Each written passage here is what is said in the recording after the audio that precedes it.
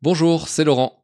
Dans cet épisode, on va s'intéresser à un passage de Star Ocean 2, remake ou seconde évolution. Puisqu'en fait, euh, peut-être certains d'entre vous le savent, c'est que le remake, il a les mêmes dialogues que la version seconde évolution, qui était une version refaite de la version Second Story, qui est la version de base de Star Ocean 2.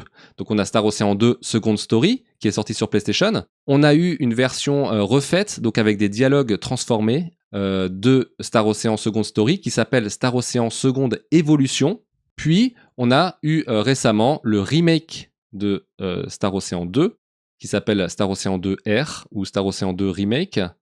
Et en fait, ce remake, qui est en un mix de 2D, de 3D, que moi j'ai pas trop aimé, c'est pour ça que j'ai plus la boîte, je l'ai déjà revendue, et donc je vous ai mis derrière la boîte de Star Ocean 3 sur PlayStation 2. Bref, donc le Star Ocean 2 Remake a les mêmes dialogues que Star Ocean 2 Seconde Évolution. Donc si ce jeu vous intéresse et que vous n'êtes pas forcément super fan du mix qui est à la mode récemment entre la 3D et la 2D, surtout que le Star Ocean 2 Remake, il le fait de manière un peu particulière. Je trouve qu'il y a vraiment un écart entre les personnages en 2D pixels et les fonds qui sont en HD, 3D HD. Donc c'est vraiment... Moi j'ai trouvé ça un peu bizarre. Je préfère en fait la version seconde évolution tout en 2D pixels, mais justement, donc les fonds correspondent au design des personnages. Quoi qu'il en soit, je vous conseille vraiment ce jeu, que vous l'aimiez en full 2D ou en mix 2D 3D. Franchement, ce jeu est génial. La version 2D, full 2D est encore accessible via la PlayStation 4 sur le PlayStation Store. Donc, c'est-à-dire qu'il faut avoir la PlayStation 4 pour acheter le jeu sur le PlayStation Store, pour après pouvoir l'installer sur la PlayStation 5. Si vous n'avez qu'une PlayStation 5, en fait, vous ne pouvez pas acheter Star Ocean 2 Seconde Évolution sur le PlayStation Store.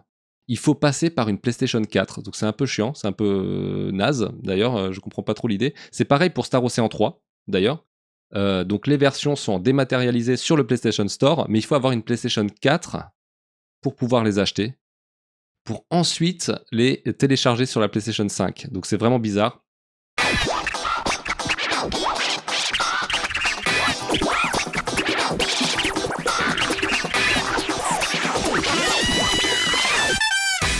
Bref, dans cet épisode, on va s'intéresser à un petit dialogue entre Claude, le héros du jeu, et Lena, donc une fille qu'il rencontre tout au début du jeu. Lena fait visiter sa ville à Claude, ils entrent dans plusieurs maisons du village, et à un moment, ils entrent dans une maison où il y a deux enfants qui jouent tout seuls. Et Lena explique à Claude que les parents et la famille de ces deux enfants sont occupés dans une autre ville, et donc que ces deux enfants doivent jouer tout seuls, sont toujours livrés à eux-mêmes. Et c'est à ce moment-là que commence le passage que je veux analyser dans cette vidéo. Donc Claude et Lena sont à côté des enfants. Claude demande à Lena, alors ces enfants sont tout seuls? Lena lui répond, oui, les pauvres petits. J'essaye de leur rendre visite dès que j'en ai l'occasion. Claude lui répond, c'est vraiment très gentil de ta part, Lena.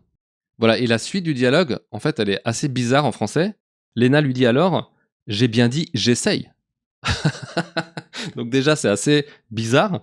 Donc j'essaye de leur rendre visite dès que j'en ai l'occasion. Claude souligne que c'est très gentil de sa part, et là, Lena, elle dit, attention, j'ai bien dit que j'essaye. Donc, je ne sais pas ce que ça veut dire, qu'est-ce qu'elle veut dire par là. Et là, Claude, il rigole. Il trouve ça comique que Lena dise, j'ai bien dit j'essaye. Et Lena, là, lui répond, oh, ça va. Donc, je trouve que ce dialogue, il ne fait absolument pas sens en français.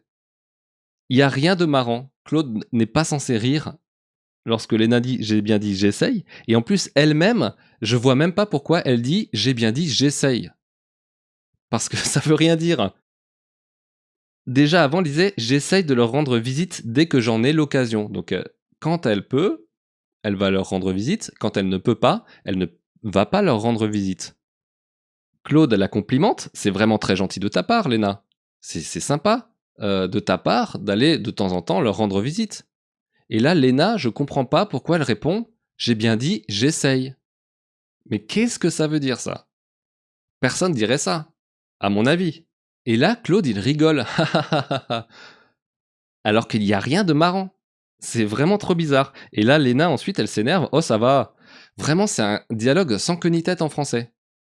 Je sais pas si vous avez remarqué pour ceux qui ont fait le jeu. Et en allant voir la version japonaise, on peut un peu plus analyser qu'est-ce qui est bizarre dans ce dialogue en français.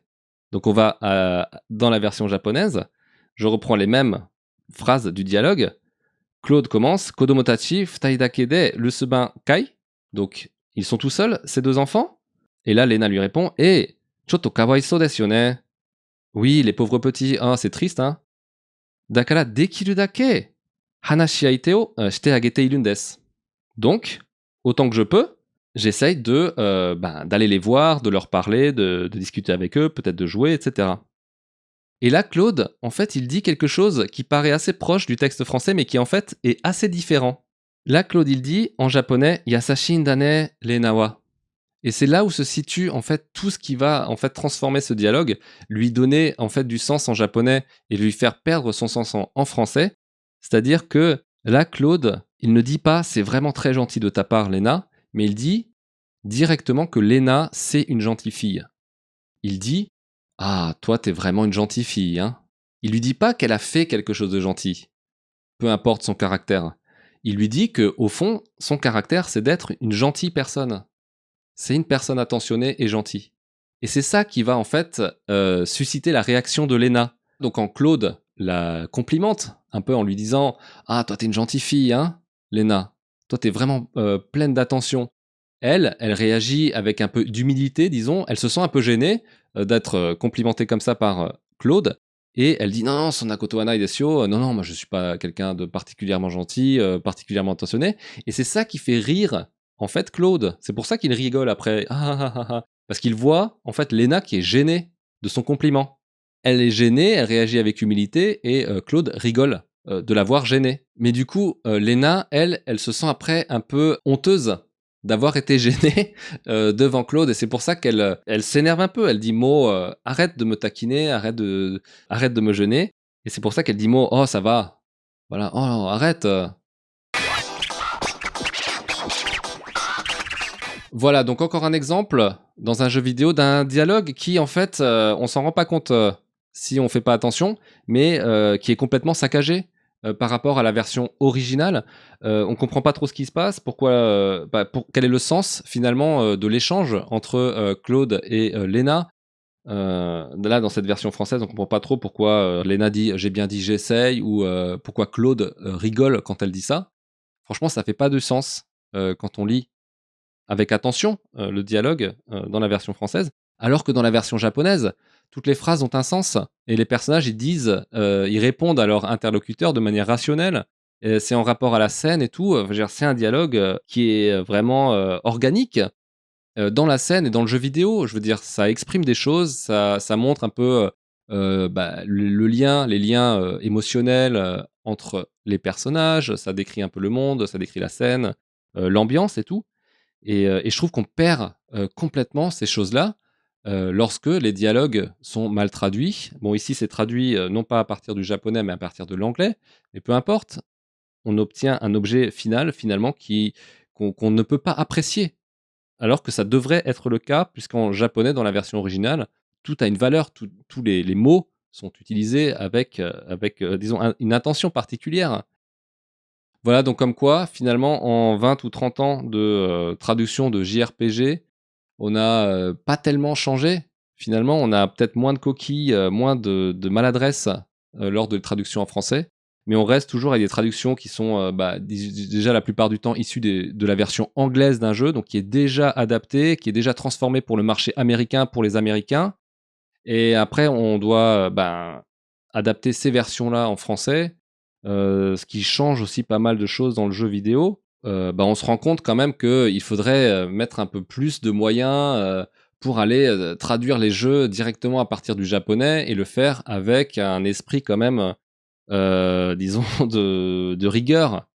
Moi, j'essaye de prendre au sérieux les jeux vidéo et je me dis que dans les versions françaises, avec les versions françaises, il n'y a pas moyen d'en faire des études, il n'y a pas moyen d'en parler de manière intéressante puisque les dialogues, ils font pas de sens. Souvent, il y a des erreurs, etc. Donc, honnêtement, qu'est-ce qu'on fait après de ces versions françaises qui sont pourries?